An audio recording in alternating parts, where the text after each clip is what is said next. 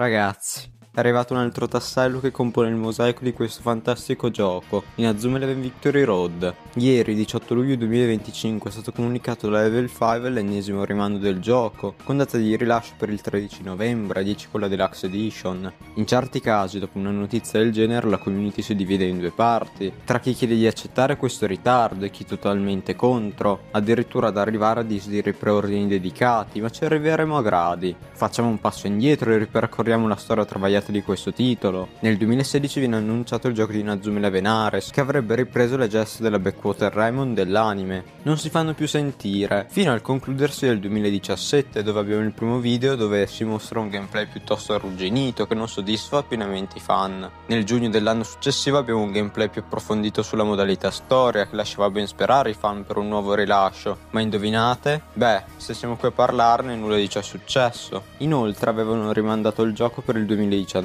ma ovviamente non vedrà mai l'uscita, lasciando un gran silenzio per l'intero brand. Silenzio che viene rotto da Hirohino, che presenta un nuovo titolo, Inazuma Eleven Great Road of Heroes. Abbiamo un nuovo protagonista, Sasanami Unmei, che condivide la linea temporale con tutte le altre che abbiamo visto. Quindi nella storia avremmo potuto incontrare nello stesso momento sia Mark e Arion, oppure Sonny, il che sarebbe stato veramente crazy a pensarci. Ovviamente anche questo progetto va a farsi benedire, arriviamo al forse gioco finale, Inazuma Eleven Victory Road. Come molti sapranno, la storia viene ambientata nel Kyushu 25 anni dopo la prima trilogia, con protagonista Destin Billows, lo stesso di Great Road of Heroes. Viene presentata una storia completamente inedita con un twist molto interessante. Il rivale finale è Harper, il figlio del leggendario Mark Evans. Questo ovviamente manda in visibile una grande porzione di fan, tra chi voleva una nuova trama e chi comunque era interessato a seguire una storia con personaggi che abbiamo già incontrato precedentemente. Le animazioni sono disegnate al team Mappa, lo stesso che ha disegnato importanti anime, come l'Attacco dei Giganti o Jujutsu Kaisen.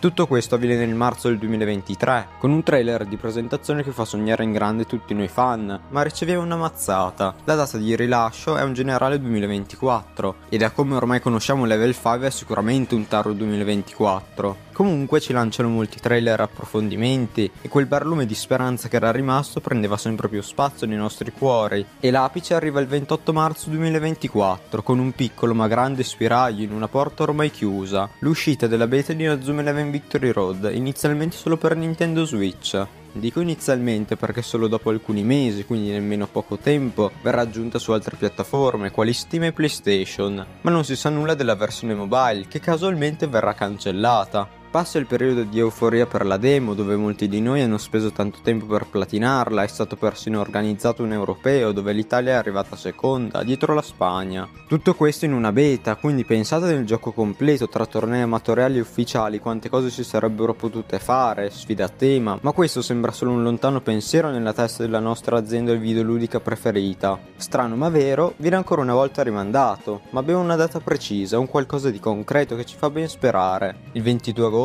2025, in occasione del compleanno di Mark. Una scelta romantica che potrebbe chiudere un cerchio, ma non tutti l'hanno presa con questa filosofia. Infatti ci sono molti fan ancora contrariati a questo così lungo posticipo. Ma tant'è, oltre che aspettare non possiamo fare nulla. Ora facciamo un bel time skip e torniamo alla data che vi ho detto a inizio video, dove tutto è cambiato. Nonostante il Level 5 avesse già attivato i preordini, quindi effettivamente si poteva pagare per avere le copie digitali, decide di rilasciare un video in cui ci aggiornano sulle nuove meccaniche presenti nel gameplay e un altro piccolissimo dettaglio, di come il gioco sia stato posticipato a novembre, e guarda caso, pubblicano il video proprio quando è impossibile disdire il preordine fino al lunedì successivo, magari sperando che qualcuno se ne possa dimenticare, ma qualcun altro non lo farà. Fatto questo ampio preambolo, possiamo finalmente parlare di come la community ha preso questa notizia piuttosto inaspettata, visto che ci troviamo a un mese dall'ipotetico, ormai fantasioso rilascio. Come ho già detto, solitamente una community si divide tra i paladini della giustizia che difendono la spada tratta, giustamente, il brand che amano, e chi invece dopo 9 anni di illusioni vorrebbe che tutto ciò finisse come se fosse stato solo un brutto sogno. Ma purtroppo questa è la realtà, quindi ne dobbiamo parlare. Diversi creator sono andati in live o hanno fatto video a riguardo, esprimendo la loro opinione, e per lo più quello che ho visto è amarezza e sentimento di presa in giro, cosa più che giusta soprattutto da chi aspetta dagli albori un nuovo gioco di Inazuma Eleven che a questo punto non so nemmeno io se arriverà mai.